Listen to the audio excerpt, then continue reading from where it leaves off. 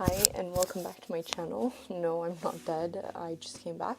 My work has just been keeping me super busy, and for a while my priorities kind of shifted, but I really want to come back to this and concentrate on growing my channel. So today's topic of discussion is why imagination is the only thing you need to manifest in the 3D, but you don't really need the 3D or think about manifesting in the 3D. So if you're not familiar with the 3D and that whole concept, it kind of comes from the law of assumption and how Neville Goddard permeates his teachings. He talks about a lot of your external worlds, your 3D, but you'll find that most people that talk about manifestation, they're talking about the 3D, your external world, whatever feels physical in this moment is what we're talking about. When you first find manifestation, it's usually through the law of attraction, which I think most people will find pretty unhelpful. Usually you kind of find Neville Goddard, which is the law of assumption. He explains some concepts in a way that just makes sense to a lot more people, because law of attraction, when you think about it, it's mostly like I'm attracting things to myself by aligning my frequency to that thing itself. And Neville Goddard is more that whatever you assume, whatever you think is true will come true. The reason why you only need your imagination is because your external world, or the 3D, or whatever you want to call it, is only a reflection of your inner world. When you look at your current world, if it feels like you don't want to be there, you don't like your life, whatever, if you're dissatisfied with whatever situation, the only reason why you're currently living that situation is because of past thoughts of yourself that made your circumstances. And the reason why you only need your imagination is because when you close your eyes and you imagine what you want, it is done. You don't need to be chasing this external thing of when is it coming. It should feel like whenever you close your eyes and you just imagine for the sake of imagining, and the rest will work itself out. And that's pretty much manifestation. If you feel it as true, as Neville says, as a lot of people say, if you just feel it as true, it will become true. So if you keep imagining, let's say once a day, you imagine what you want, and then the entire day you're wondering, well, where is my manifestation? Where is it already?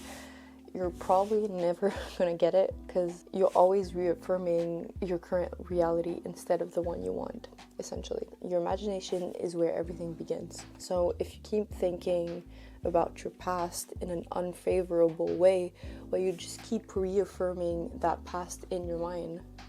It's that's the origin of your reality. So if you keep reimagining certain scenarios, or you keep thinking oh, this bad thing is gonna happen, most likely it will, because that's what you keep entertaining. So if you just decide to imagine something else, then you'll have the possibility of actually living that something else. It's that whole thing of you kind of have to get it to understand. Edward Art Talks, I think that's his name. He has a great meditation on this to understand this concept that you only need to be satisfied in your imagination for it to manifest. Neville Goddard talks about the state of I am, of really feeling what the words I am mean. And when you meditate on that state and you reaffirm that everything you already have in your imagination, that it is safe to imagine what you want in your imagination, you kind of get that concept. It took me a while to understand that, honestly, and to experience it for the sake of what imagination is supposed to feel like, is just closing your eyes and feeling safe and feeling all the possibilities, and then choosing to imagine what you want. Because worrying, I do understand, I have anxiety, I feel like a lot of my generation has. It's easy to worry about what's going to happen. It's easy to have anxiety, to be anxious about what can happen and overthink everything. I'm not talking about mental health and certain, because depending on certain disorders, it makes it harder to just be positive or whatever. It's not even about being positive in general. It's just about choosing what you like, it's about choosing what you want to entertain in your mind, what you want to think about. Would you rather think about like you having $1 million or you being broke? It's pretty much that. So it's just about like closing your eyes when you're affirming, or whenever you do your techniques to manifest. It's only about having it in your mind, because once your subconscious, or like the whole process of manifestation, your mind takes it as fact that what you have in your imagination is what is fact, it will inevitably happen in your 3D. It is inevitable. There is no other way of making it happen. Like, your whole reality begins from your imagination, and imagination is the only thing you need. It's the same thing as like if you want to, let's say, change your appearance, which I think for a lot of people is the hardest thing to do, because unlike other manifestations that you don't really have that reminder that you're not living that reality yet. Appearance you do, because if you have mirrors all over the house, which most people do, you have that kind of like reminder of like, oh yeah, I don't have it yet. But the only thing you need to do is imagine what you want, imagine your desired physical appearance, and then every time you see yourself in the mirror, you imagine, like every time you see the 3D, which is your now reality, you just have to say to yourself, well, it's just evidence of my past imagination. That's it. If I imagine something else, I'll get something else. Now, to get to that feeling of I have what I want and it is done, and that's kind of the feeling of being satisfied with what you have in your imagination. Oh, because I can imagine it, it's done, I already have it. A lot of people recommend SATs before you fall asleep, but honestly, if like you're an overthinker in the past and now you have a tendency to imagine negative things, it would be better to just imagine more often in the beginning, and then once you're used to having what you want, then you have the evidence that your imagination does create reality, and then it's easier to like only bring up that feeling of it's already done faster. So yeah, so at the beginning, honestly, I would just recommend visualizing a lot more often than once a night. There's a lot of reminders during the day that you don't have your reality yet, and it's easy to get lost in that. So you imagine once at night, or you affirm for a while at night, and then you wake up and then you have a reminder of like, oh yeah, I'm not living it yet, so it must not be true. I like to do Pomodoro while I work, for those like depending on how long your break is, 5 minutes or 10 minutes.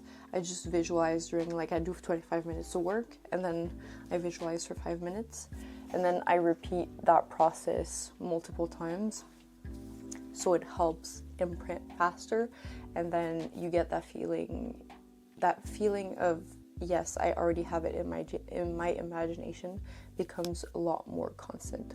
So that's my recommendation, and that is my homework.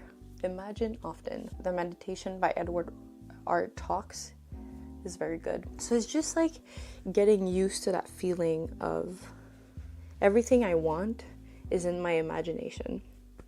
That's it. That's all you need to do. Because you have it in your imagination, it has to manifest in your 3D.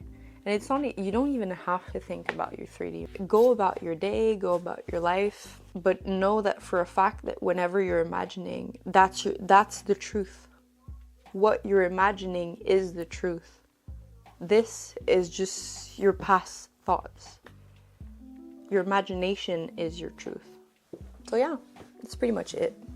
It's just keep imagining. Feel the satisfaction of imagining, and that's it.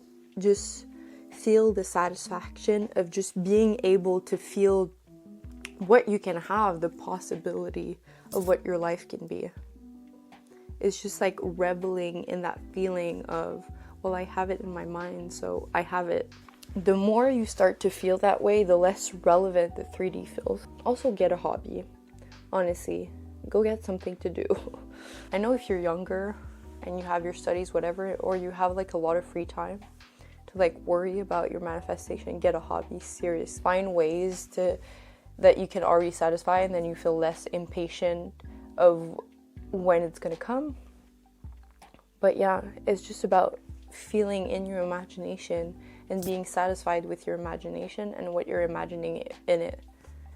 And when you're imagining is like, I already have it, and then you go about your day, or like and then you do it again, and that's it. It's just about being satisfied with what you have in your imagination, and it's bound to happen. That's it. That's the secret. Thank you for watching the whole thing. Things I wanted to say at the end. First of all, I'm working on a newsletter, and it's not like the type of newsletter that you get and every email is just, oh, here's my new program, here's my new thing. I might promote some offers. I'm thinking of like a membership right now for like either $50 or like $25 a month. I want to do something really affordable for now, and just a place where we can explore like deeper spiritual topics that are not necessarily that popular on YouTube. So like Gene Keys, Human Design, the frequency of emotions, the collective as a whole. So, and the same goes for my newsletter. What I want to build basically is a spirituality column, kind of what you have in a newspaper, but with like different topics, and what I see comes up in my life, in my friend's life, in general, on the internet, funny like topics, different things. It'll be long. If you don't like to read, I don't recommend you signing up for the newsletter. I really want it to be longer think pieces and just reflections in general. I wanted to build a newsletter that was about spirituality. It's a very vast topic. It will be a very vast newsletter. It won't always be like specifically about manifestation. So if you want to subscribe to the newsletter, I'll put everything in the link in the description. The first issue is not ready yet. I'm still working on it. Also, I don't want to use ChatGPT. I don't want to use none of that. I'm so tired of it. I work in marketing. A lot of my work now is around ChatGPT, but I think it's like, especially when it's your passion, and when it comes to writing in general, I think a lot of artistry and depth is lost with ChatGPT. So I just want I just want my content surrounding Wired World to be from me, from my intuition, from my own creativity. I hope you enjoyed the video. Hit subscribe if you want to find me again, because sometimes the algorithm, you'll watch a video you like, and if you don't subscribe, you'll never see that person again. So if that's something you want to do it. My newsletter, I have a membership coming. There's a wait list. I haven't figured out all the details yet, but if you want to get on the wait list, you can. So thank you for watching, and I hope you enjoyed.